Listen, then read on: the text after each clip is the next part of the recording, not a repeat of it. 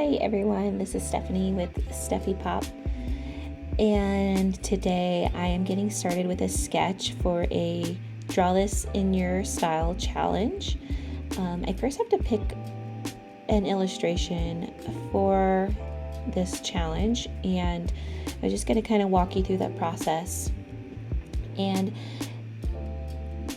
I usually pick out these on Instagram, is where I found I've never looked anywhere else. So this is just my Instagram account here, and I actually create a folder under my saved options, and I call them art challenges. And I have this really huge folder now. I have 169 saved posts in here, as you can see, and these are all Draw This in Your Style challenges. So you can actually even just search the hashtag Draw This in Your Style challenge, or you can search the hashtag DTIYS. And if you've never done a challenge like this before, I really recommend just giving it a try. And guess what? There's no pressure, because at the end of the day, you don't have to post your illustration. You don't have to share it with anybody. You can just keep it to yourself. But there are so many different kinds out there to choose from. And some of these I've already done. You can find them on my profile page. This is my artwork here, and a lot of these are challenges that I've done. So let's just go back here. And I saw one recently that was really speaking to me that I kind of wanted to do. It was a girl portrait. It's this one right here. So this is the one I think we're going to do today. So I'm going to start the drawing sketch of this in a part 1, and in part 2 we'll do the coloring process. But as you can see, they're usually labeled here at the top, Draw This in Your Style. And if you read the descriptions, this one's in 2 languages, but we have an English language option here. And usually there's some instructions or rules to follow for every challenge. And so I always check this first. Sometimes there's even a deadline if you plan on posting or sharing it.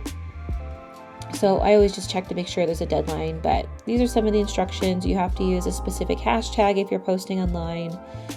You also have to include the original drawing. So this one here as your second slide in your post. So that's something to keep in mind also. And like I said, if you're not planning on posting your artwork, that's totally okay. There's no pressure to do all that. But a reason why I love doing these challenges is because they really push you outside of your comfort zone. If you're a new artist or a beginner, there's just a lot to choose from, really.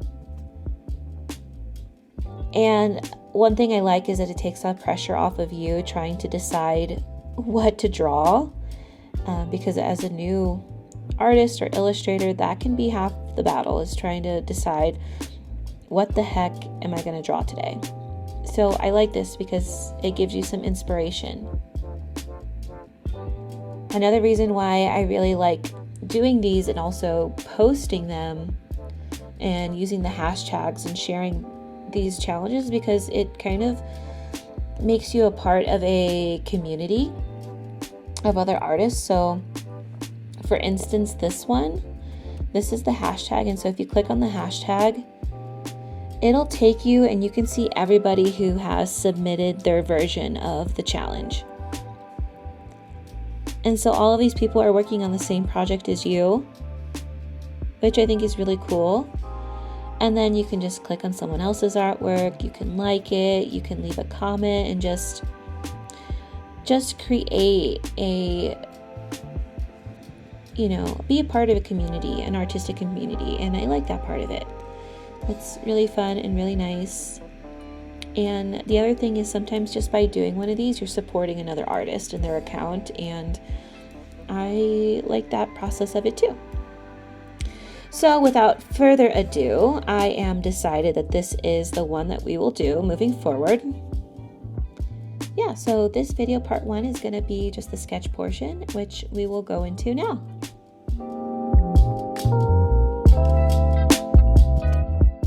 So here I'm starting with my really rough sketch, and for this part I didn't record me actually doing it. This is just the recording of it. I just literally block out some shapes and focus on placement. It's usually a pretty ugly process. Now I'm going to get started on what I call more of like my refined sketch. So this is kind of like the second sketch I do. Sometimes I even do a refined sketch of the refined sketch for a total of 3 sketches. It just depends on how well I like the refined sketch the second try.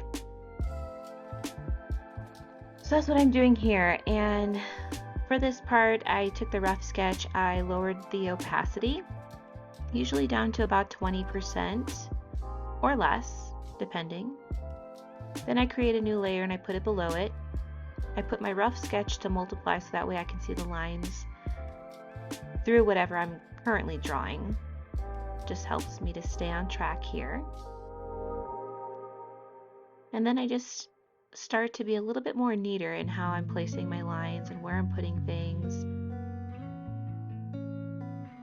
So that's the process that you're seeing here. It's a lot of kind of trial and error for me, figuring out where things go and how they look. Also, as a new beginner, I could not for the love of me figure out what was going on with the face in this recording.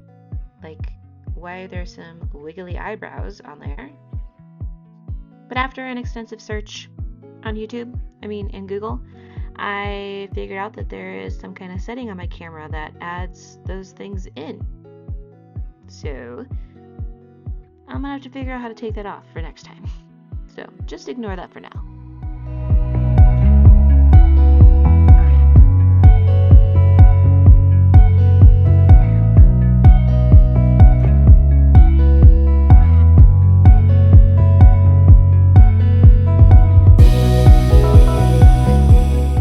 So I'm still pretty new at this whole illustration process, and I'm very much in a place currently where I haven't figured out what exactly are the brushes that I like most in this app. I'm using Procreate,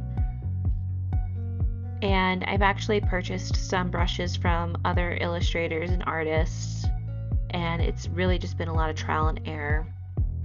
So that's kind of just one thing I'm also working on, is figuring out what I like. I know I don't really like to do like the flat coloring where you just kind of throw down colors, like color fill stuff. I really enjoy having the process of like coloring in something. I like that, but also I really like to see a lot of texture in my coloring process. So a lot of lines, a lot of graininess, and I really haven't honed in on which brushes I really like for that. But I have noticed that this one that I'm using currently right now for the sketch, I love this one and I use it. It's the most used brush out of anything I use, and I use it for sketching and I also use it for coloring in.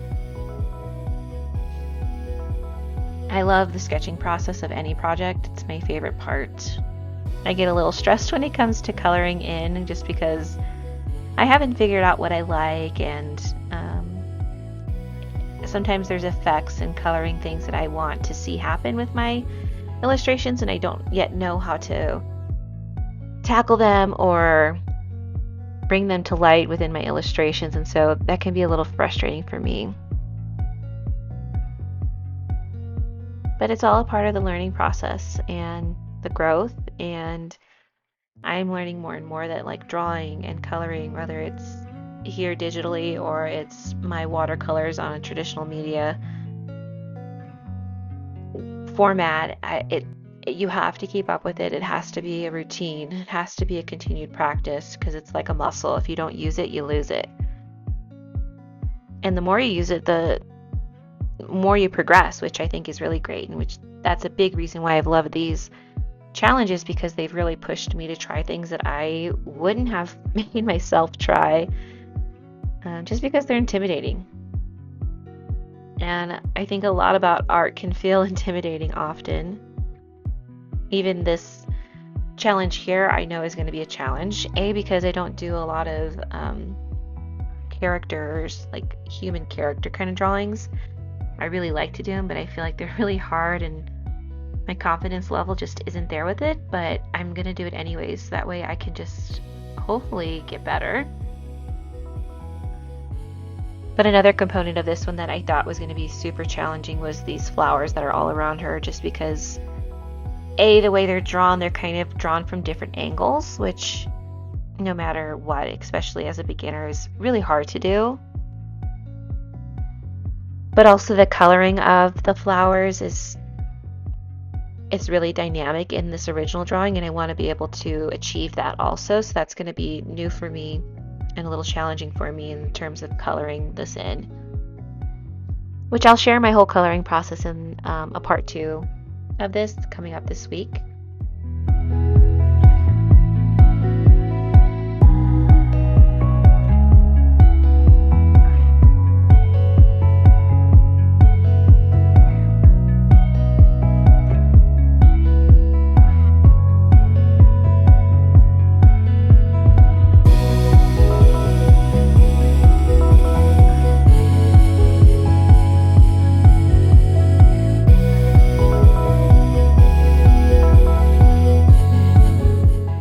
Also, if you're wondering what kind of camera I'm using to film, just look down there in the corner, you'll see the watermark. I don't even know why there's a watermark on my film, but I'm going to figure that out too this next week. But that's the camera I'm using, an Osmo Pocket 3 by DJI. I actually really like this camera because it's super mobile and easy to transport and just kind of set up and go.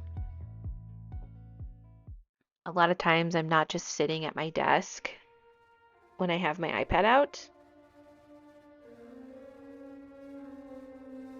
I don't know that I've shared this before, but I'm actually, I have a full-time job that's 40 hours a week, so really the only time I have to do anything kind of artsy or drawing or painting or anything like that is in the evenings.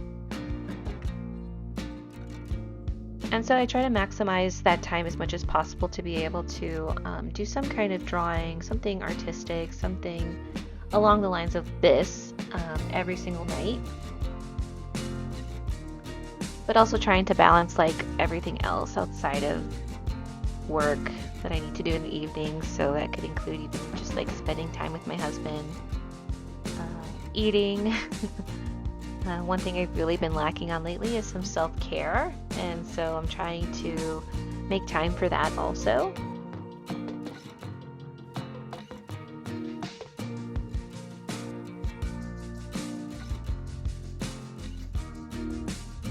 And so for instance, in this video, you can't tell very well because it's dark, but I'm actually sitting on my couch and my husband is sitting in there too with me, and this is just a way for us to kind of be together while I still get to practice all my skills.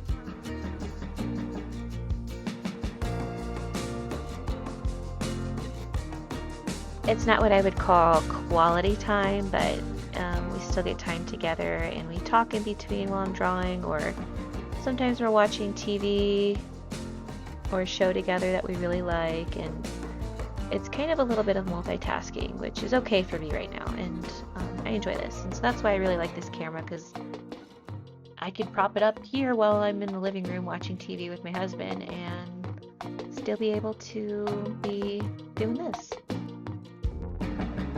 So we're coming up here on the end of this drawing portion of the illustration, and I actually like it well enough to not do a third sketch over this to refine it a little bit more. I think this is good. And I'm just like, girl, are we gonna do some eyeballs? Thank you. I'm getting a little Tim Burton vibe here with these eyeballs, which I'm not mad about because I actually really like Tim Burton vibes. I've not translated that yet into my drawing, but in general, I like Tim Burton, which is, I don't know, is that an unpopular opinion? I don't know. But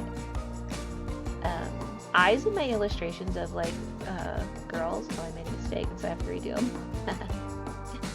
But I typically, if you go back and you look at some of my older illustrations of girl illustrations, I really like to do a little bit more of a detailed eye, but I found that when I do a more detailed eye, girls look older than I want them to look. I really just kind of want them to look young and cutesy, and so this is actually the first time for this illustration I'm going to try a more symbolized round eye and see what I think of this, because it's all about experimenting at this phase. When you're learning and you're trying to figure out what works for you, what you like, how you get your message across, it's all about experimenting, and that's where I'm at right now in my journey. I'm doing a lot of experimenting. So yeah, and honestly, I didn't hate the way these are looking, the eyes, even though it's just the sketch part. We'll see how that translates over into the coloring portion.